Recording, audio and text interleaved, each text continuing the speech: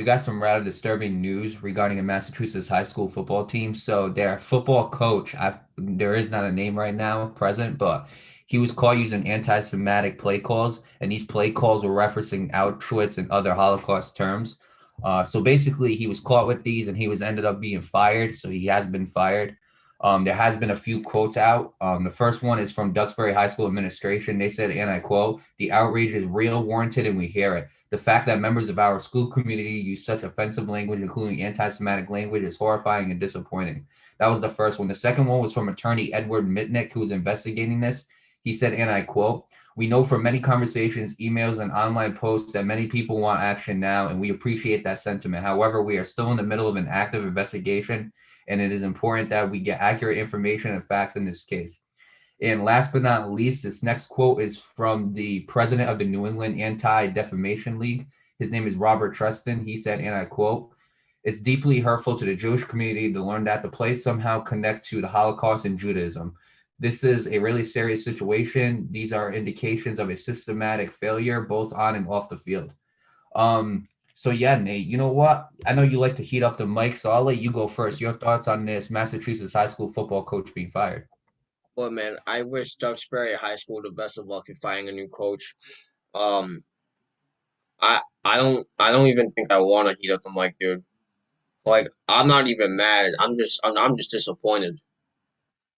Like seriously, how you gonna be a coach and know that it's 2021?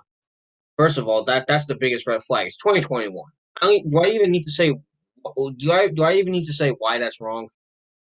It's 2021. Everybody, whenever something is said like that in this year, especially with everything that's going on with the social injustice and all these protests on it and racism, all this other stuff. Gotta be careful with your words, guys.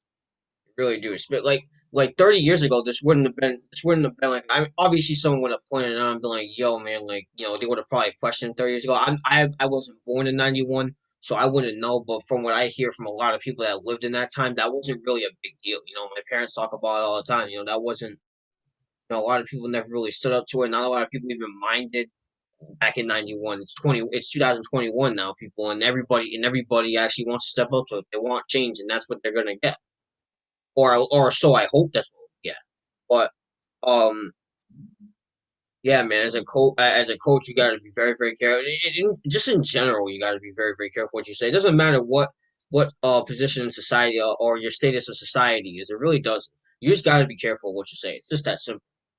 Because if you say one thing and someone twists the words or takes it the wrong way or whatever the case might be, the next thing that's going to happen is people don't believe in second chances. There are very, very few people in this world that believe in second chances. Once you say something like that, they're going to eviscerate you. Period. Not going to want to hear from you. They're not going to want to know what you're doing. They're not even going to wish you the best of luck. They're going to wish that you got crucified like Jesus, something like that. Whatever people say these days, I don't know, man. But some people say, "Oh, I hope you die or burn." Well, that's just how people are these days. You know what I mean? Got to be careful with your words. It's that simple. You know what I mean? It's just that simple. You really do have to be careful. So with that being said, I'm not gonna hold this coach on a standard that he's racist or however you want to say it. I'm not gonna hold him that standard. I do wish he learns. I do hope he learns his lesson from this. Because obviously, people can change, and that's just, most people these days don't realize that. The problem with people these days is that when someone does something in the past, they hold them to that standard. That's what they're gonna do moving forward. That's the problem with society and the people in it. They don't want to accept the change within the person. But with that being said, I do hope this coach learns his lesson from it. I do hope he can apply these lessons to life in the future. And as for you people, as for you viewers out there, guys, make the right decisions. So you choose your words carefully because that stuff can be used against you.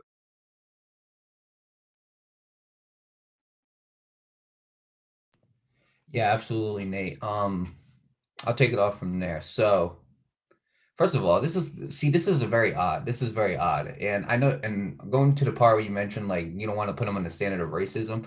Personally, like obviously you hear these comments from somebody and you're gonna think like obviously like religion is behind it and everything like that. It is anti-Semitic. I'll say that right there. But going back to like, Absolutely. all right, going back to like the Myers Leonard situation, like when he said what he said, right? That is a little bit different than this. And the reason why is this. All right. Myers Leonard admitted that he was, he was ignorant and he didn't understand what the word meant. Okay. Out of all the words you could have picked, right? Out of all the words you could have picked, why Auschwitz? There was other articles that said like Rabbi Drexel. Why these? Like seriously. You could have picked Yeah, places. You could have picked like cartoon characters. You could have picked like anything in the world. There are billions and billions of words to choose from. I Okay. know You have a there whole damn what do you call it? I know there's some playbooks named after Tampa, and I remember I was watching NFL the Hot Mics. I remember Derek Carr named the play called named after Clayton Kershaw. I've heard right. those before. But basically there's billions of words. There's like a million dictionaries out there in the world. You could have picked any word, but you decided to pick Auschwitz. Personally, me, Nate, I think this man. I'm not saying I think he has a problem with Jewish people. Okay, what I'm saying is this. I'm saying this man. Either there's two things that happen here. Either he does have a problem with Jewish people. B, he thought this was somehow funny, which I couldn't see how this is could be funny. Or C, I don't know what he was thinking. Okay, and it's the crew altogether, And here's the thing: I don't know if we can blame this fully on this coach because every single quote that we have mentioned, they talk about the actual football league and the coaches in general. So how many of them?